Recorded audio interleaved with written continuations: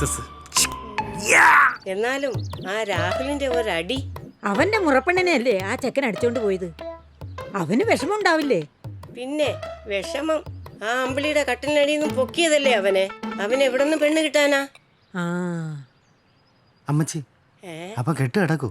ആ അടി ഇങ്ങനെ ഉണ്ടായിരുന്നു. നല്ല രുചിയുണ്ടായിരുന്നു. ചക്രു, എന്തൊക്കെ അടി നടക്കണത്? ഈ മോന്മാരൊക്കെ ആരാണ്? ഈ തങ്കപ്പെട്ട മനുഷ്യൻ അണ്ണ